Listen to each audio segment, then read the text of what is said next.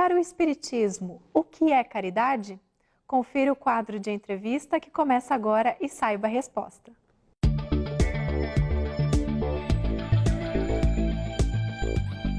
Olá, que bom que você está conosco. Seja muito bem-vindo, seja muito bem-vinda.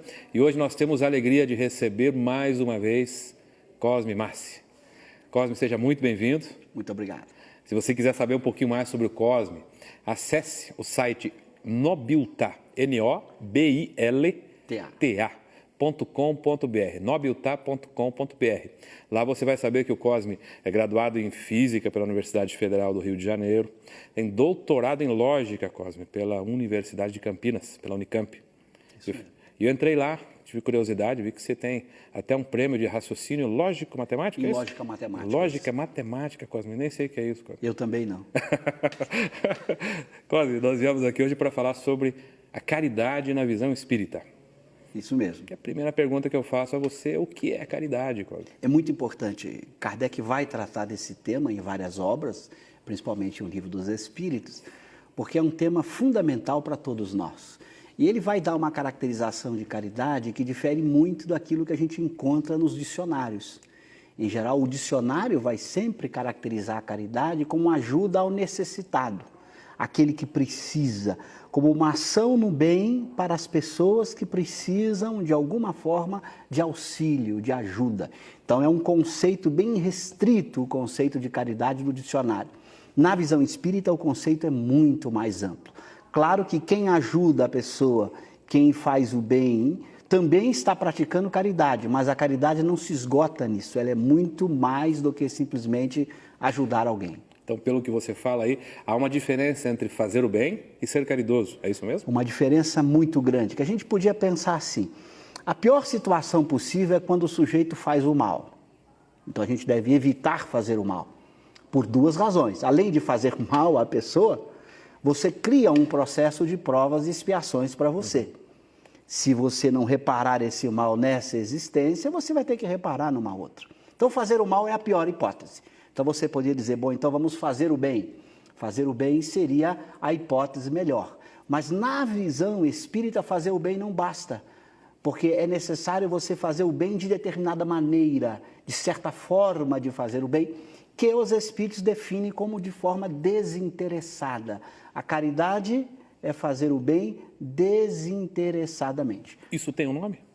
Tem, isso chama-se virtude, por isso ela é uma virtude. Por exemplo, se eu ajudo uma pessoa, vejo que às vezes acontece em época de eleição, quando um político distribui cesta básica, ou ele distribui algum benefício para a população. Claro que ele está fazendo o bem, ele está distribuindo cesta básica para quem precisa, mas não está fazendo isso desinteressadamente. Se há o interesse de com isso conquistar o voto, ele está fazendo bem, mas não está sendo caridoso, não está sendo virtuoso. Ou seja, o bem tem que ser feito pelo ardor natural do coração, como uma emoção profunda de desejo do bem, e não simplesmente por algum tipo de motivo de fora, por algum interesse material ou moral que estivesse envolvido. Então, essa é uma diferença importante, quer dizer, quem pratica a caridade faz o bem de uma forma especial, faz o bem, como diz Kardec, com o ardor natural do coração, e não fazendo cálculo,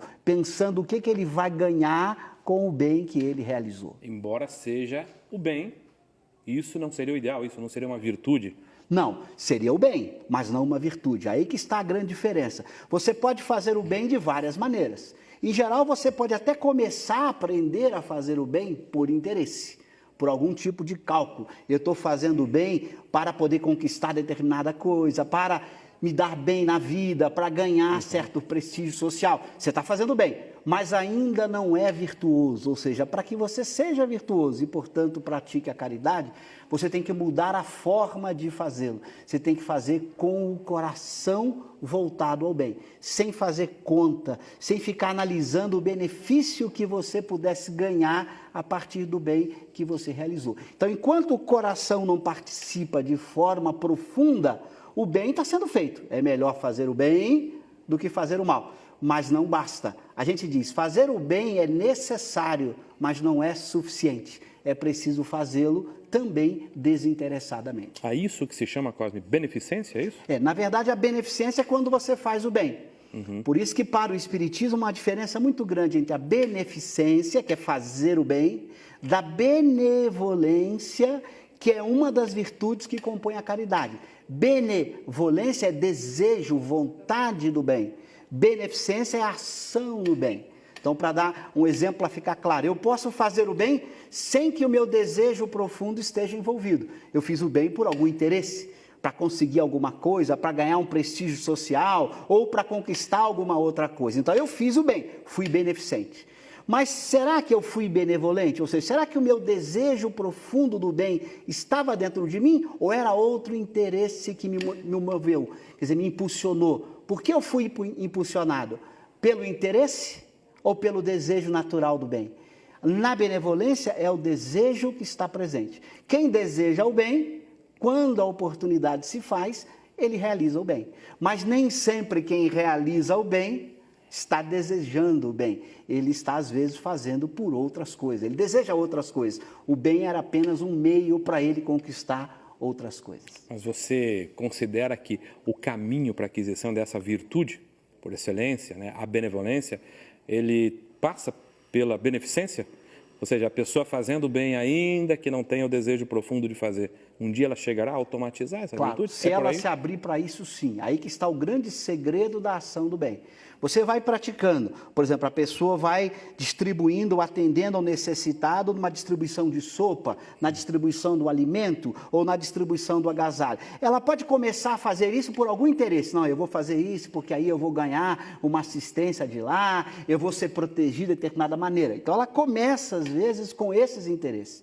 É assim mesmo, é importante que ela comece, mas ela tem que abrir o coração para que a alegria do bem penetre o seu mundo íntimo, para que o ardor natural do seu coração comece a ter a participação mais forte em sua vida. Então ela vai começar pelo interesse, vai descobrindo que o interesse é tão pequeno, daqui a pouco ela nem mais faz cálculo, ela nem mais pensa no que ela vai ganhar. Ela sente tanta alegria, tanto prazer em fazer o bem, que o bem se torna agora natural no seu mundo interior. Aí ela vira caridosa.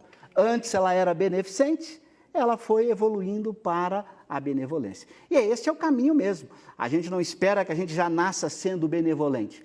Se eu já nascesse benevolente, eu já estaria praticando a caridade. Desde que nasci, eu já seria um espírito bastante evoluído. Nós, os imperfeitos, partimos da beneficência para a benevolência. A gente vai fazer um intervalo, depois do intervalo eu quero saber a diferença entre virtude e caridade também, Cosme. A gente já volta. A Vida em Foco vai para uma breve pausa e logo retornamos. Até já!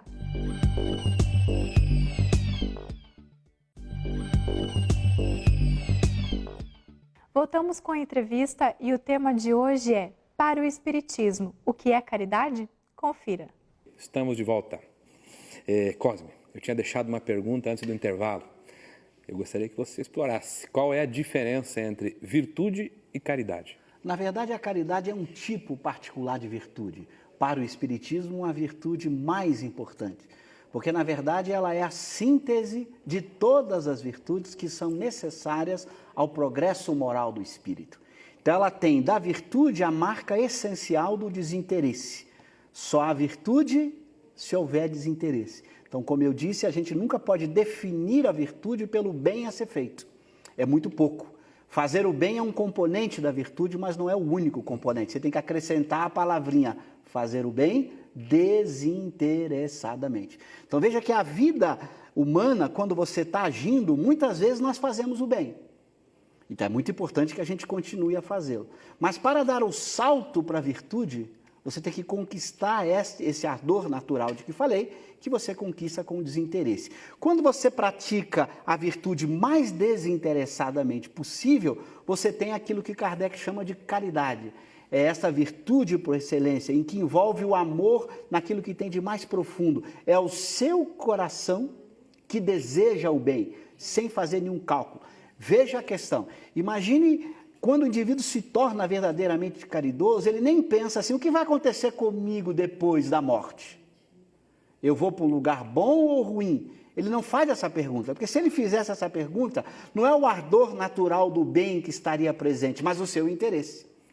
Então, Immanuel Kant, que é um filósofo muito importante, que já havia discutido a noção de interesse, ele vai dizer assim: se o homem visse Deus permanentemente, dizia Kant, ele não seria virtuoso. Porque ele só praticaria o bem ou por medo ou por bajulação. Então não haveria o ardor natural, porque ele ficaria com medo de Deus, ou então ele gostaria de ficar bajulando para agradar a Deus. Então Kant era um filósofo que dizia, já na sua época, a importância do desinteresse. Quer dizer, e Kardec vai usar essa expressão no Evangelho segundo o Espiritismo, muito importante, do ardor natural do coração. Você não tem como se enganar, porque é você mesmo que julga se você está sendo caridoso ou está simplesmente fazendo o bem. O julgamento é interno, ninguém de fora consegue perceber a diferença. Se você está fazendo por algum outro interesse que está escondido, com pensamento oculto, que é outra frase que Kardec usa, ou sem pensamento oculto. Se é a virtude sem pensamento oculto, aí está a caridade. Veja que interessante, né, Cosme? A gente falava aqui no intervalo, né? fora da Câmara, que uma pessoa que eventualmente está limitada fisicamente numa cadeira de roda, está lá no hospital, no leito de hospital, ela pode ser virtuosa. É claro, isso? Porque ela pode manter o desejo de fazer exatamente. o bem. Se ela mantém o desejo do bem permanente, cedo ou tarde ela encontra um recurso para fazê-lo. Não importa se ela está numa cadeira de roda, ela pode orar para alguém. Ela pode sorrir quando alguém lhe procura. Ela pode pronunciar uma palavra amiga e se ela nem conseguir falar, ela pode vibrar um pensamento de amor. Porque o seu desejo natural do bem faz parte do seu coração. É o sentimento profundo de amor que ela cultiva. Então, quem deseja o bem sempre encontra um jeitinho de fazê-lo. Mas nem todo mundo que faz o bem está realmente fazendo com esse desejo espontâneo e natural de amor dentro do seu coração. Cosme, por que é que o Espiritismo propõe esse lema, essa divisa, essa bandeira? Fora da caridade não há salvação. Porque a visão espírita de salvação é a visão de transformar o indivíduo em homem de bem. Salvar-se não é ir para algum lugar especial, é para mudar a sua própria natureza, é virar o que o Espiritismo chama de homem de bem. E o que é o homem de bem? É esse indivíduo que pratica a caridade, que vive esse amor espontâneo e natural o tempo inteiro. Por isso esse lema, fora da caridade não há salvação, é muito importante. Não há outro jeito de você evoluir na visão espírita, deixar de ser um espírito imperfeito e virar um espírito bom sem a caridade. Porque esta virada ou este salto evolutivo só se dá quando o desejo do bem toma conta completa do seu coração. Imagina a hipótese, você nunca ter um desejo do mal no seu mundo íntimo. Este é o espírito bom. Como ele só tem desejo do bem, todos os seus sentimentos são do bem. Tudo o que ele faz é o bem e faz naturalmente. Então imagina, se aparece uma missão para um espírito bom, uma missão penosa e difícil, ele não fica preocupado se a missão é penosa ou difícil, não há cálculo. Ele se entrega ao bem sem medir as consequências. Imagina se os primeiros cristãos que foram colocados na arena para serem devorados pelos leões, se eles não tivessem o desejo do bem, eles voltariam logo, peraí, eu vou fazer o bem, mas não a esse preço. Quem coloca preço para o bem que vai fazer, não é espírito bom, não conquistou a caridade, não deu o salto evolutivo. Por isso a importância do fora da caridade. Fazer com que você produza essa mudança interior. É o seu mundo íntimo que muda de tal maneira que você vai fazer o bem sempre, mesmo que você só recebesse dores e sofrimentos. Então, se você chamasse um espírito bom para encarnar na Terra, dizendo para ele, olha, sua vida vai ser de muita dor, de muito sofrimento, ele não mudaria o seu propósito de fazer o bem. Ele não faz essa conta. Ele se entrega ao bem por puro amor, sentimento natural e espontâneo do bem. E isso só se conquista com a prática da caridade. Mas lembrando o que a gente discutiu antes, você vai aprender a ser assim, passando primeiro pela beneficência. Ninguém espera que só vai fazer o bem quando for ardor natural do coração. Se esperar, nunca vai fazer. Então, vai fazendo o bem, mesmo por interesse, mas vai se abrindo para esse bem. Vai permitindo a si mesmo que o bem feito por interesse comece a produzir uma mudança interna em você. E daqui a pouco, você já não esquece todos os interesses envolvidos, todos os cálculos, e você passa a fazer com naturalidade com espontaneidade. Aí você conquistou a caridade e aí você está salvo, você virou homem de bem. Cosme, muito obrigado. Nosso tempo se esgotou. Muito obrigado. Muito obrigado pelo esclarecimento, pela alegria que você traz, pela profundidade e, sobretudo, pela simplicidade. Obrigado, Acho que isso alcança lá todos. o coração e o raciocínio do nosso telespectador. E a você que ficou conosco, continue, porque o programa prossegue.